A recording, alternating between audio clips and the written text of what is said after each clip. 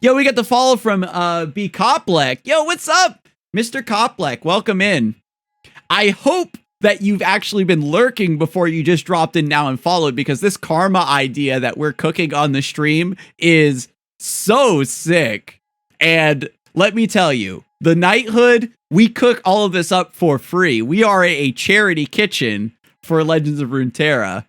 Oh, I just joined. I've missed everything. Okay, so follow me on this. Karma is kind of busted by duping coins, and there's not a real way to change coins or change karma without altering her fundamentally. And the question then became, what the way you approach karma is either you make the post-enlightened state weaker, or you make getting to the enlightened state harder. And in order to make that second option happen, you have to gut all of Ionia's good defensive tools. I'm a hater. I've advocated for concussive palm rotating, but we know that Karma set as a PNZ deck is kind of riding on the back of Caustic Riff. We know that Karma Targon just has maybe a lot of stuns and healing and can just get to turn 10 pretty easily, so it just becomes a whack-a-mole situation.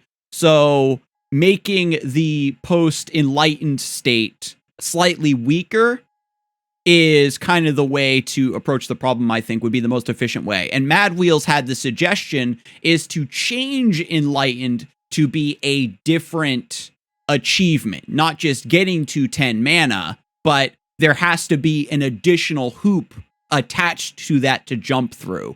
Because as it stands right now, Enlightened is just something that passively, naturally happens without a player needing to do anything else the way other champion level ups and quests work in the game, which I agree with. And here was the idea that we kind of landed on, was you get to 10 mana, and then you have to end your turn with 10 mana, and then you become enlightened. You have the mechanical thematic of being at peace with the current board state. You have to know the matchup enough. You have to look into the future a bit to predict that the game is still winnable from the position you're at by not doing anything. And by not doing anything and passing, you're kind of in a meditative state. And so you achieve enlightenment that way. Okay?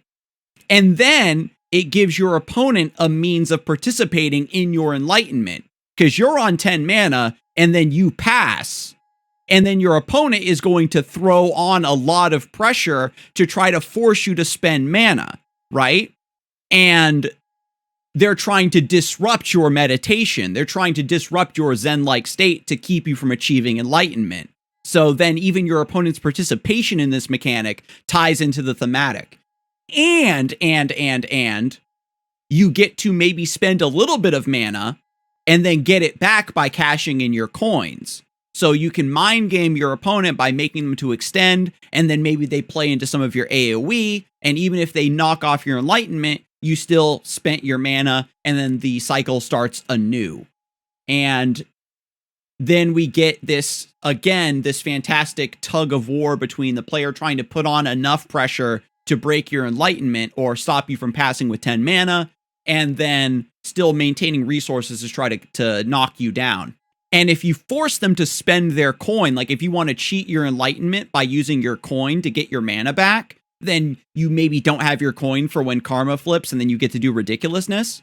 Would you imagine you could pull it off on turn 7 if you had full spell mana, or is it 10 non-spell mana? We hadn't gotten that far, but I think it would just be 10 mana crystals. So full mana crystals. So I think that the spell mana wouldn't matter. You still be able to ramp to it, but it would make Freljord Enlightened perhaps have an easier time, right? Because ramping to the 10 mana crystals means that you hit 10 mana, but you're maybe, because you're 2 or 3 turns ahead of your opponent, you're under less pressure. And so then it also opens up a little bit more of a idea for Karma to say, oh, well, if you play P and Z, then you can remove the board and maybe wipe your opponent into submission to get your Enlightened. Or for Freljord, you want to just ramp to Enlightened and then you have it first, which is kind of what Karma Freljord's already doing to beat the Karma mirror match. And then, of course, there's Karma Targon, which is like, I think that that would probably be the worst one where it's very hard for Targon to pass on 10 because they do not generate any tempo. You would have to like actually tank. You'd have to be at full Nexus HP and just trust. Unless they have Aurelion Sol. Even then, like, even in my Aurelion Sol decks I build, it feels terrible to play Aurelion Sol. You're playing a 10 mana 10/10. Good luck. Hope that's enough. The current control deck would pull it off. The one that we built, the ramp Aurelion Sol. Maybe. You've got like fledglings in hand. Maybe a Golden Sister to lifesteal. And that's the other thing too, right? Like, the change to this Enlighten mechanic would entice these Karma decks to actually play onto board a little bit more, because they want to have things in play that can hold the fort so that they can hold their Enlightened, rather than relying on purely spells. Because the other issue with Karma is that duplicating Ionian spells is only good with like 2 or 3 examples, and usually you're duplicating whatever the partner region is. And the only other idea we had was make Karma level up by casting X amount of mana worth of Ionian spells. But then that just makes her very, very similar to Set, but just shackled, you could even say, to Ionia super hard, which is thematic for her as a character, but the deck building restriction there probably makes her useless. And once more, the question is just, you're then having to make Ionian spells that are too expensive become really strong because they level up Karma faster. I like the challenge of the meditative turn, but asking players to do nothing isn't the most fun incentive. That is fair. That is very fair. I guess you could. Okay, so we could add an interstitial step to the process, so it looks like the players still get something to do. We give them a false choice. Karma's on board, and if you're at 10 mana, then she just adds a spell to your hand, right? That's called, like, you know, Spirit of Ionia, whatever her lore is. And then you just cast that spell, and then she levels up. Like Aatrox and World Ender. You can maybe do something like that. So you aren't doing anything. You're setting up for Karma to give you this spell. And then you're casting the spell, and it does a thing. Maybe something like that. The players who are playing Karma, they want to kind of do nothing. They want to get to those. They want as little as possible to happen in the game, and then get to turn 10 and win. And they pass because they want you to end the round. And then the opponent extends, tries to put on pressure, maybe pops off, plays a big spell, right? Because they're like, okay, I'm going to play this big ass spell because you need to deny it. And that's another thing, right? If you're playing a deck that has those big spells, normally you feel terrible to be on the other side of an Ionia deck because you're like, damn, they're going to deny, so I can't do my big spell. But when you cast your big spell and force the deny, you feel better about that interaction overall because you're also stopping your opponent from doing a thing.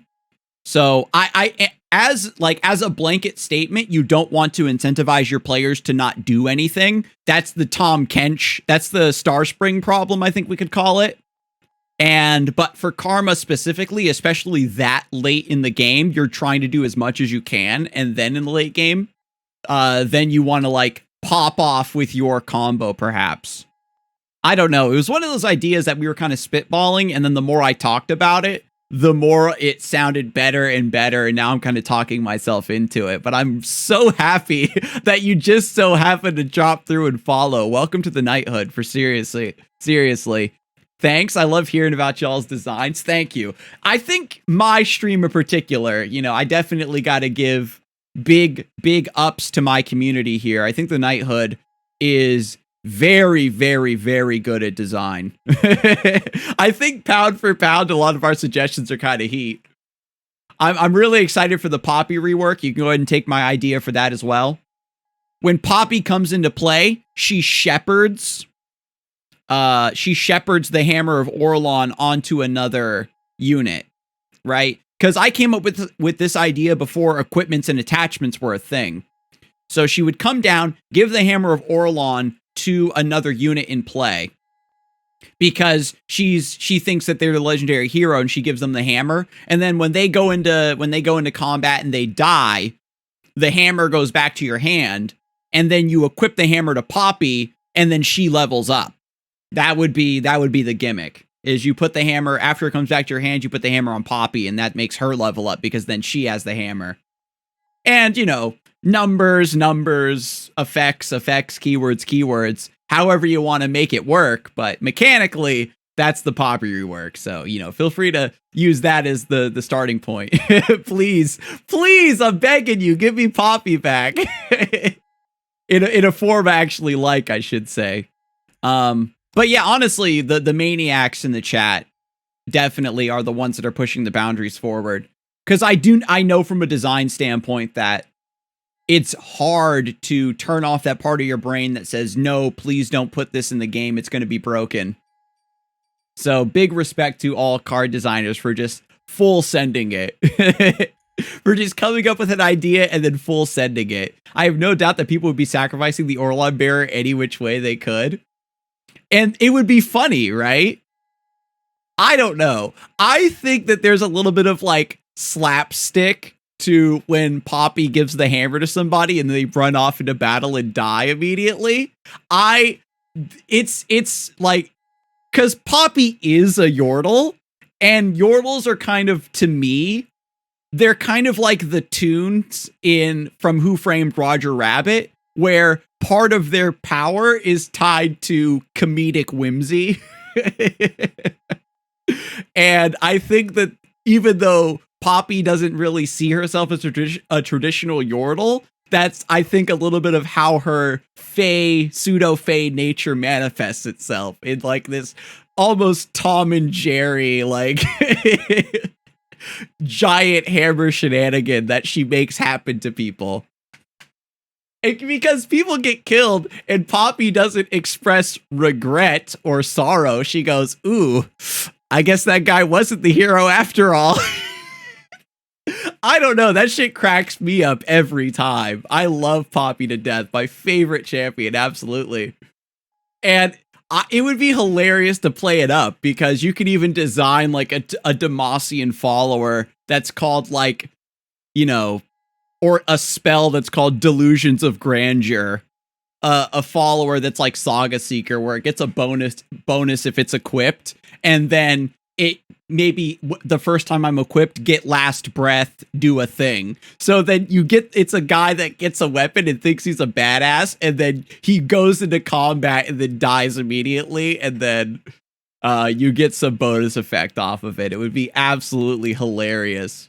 Because as well, with like Demacia, I think that they get a lot of recruits that have that Delusions of Grandeur. And, they're like, oh, and they have voice lines and interactions with Garen and Cytheria and stuff like that. It would be a good time.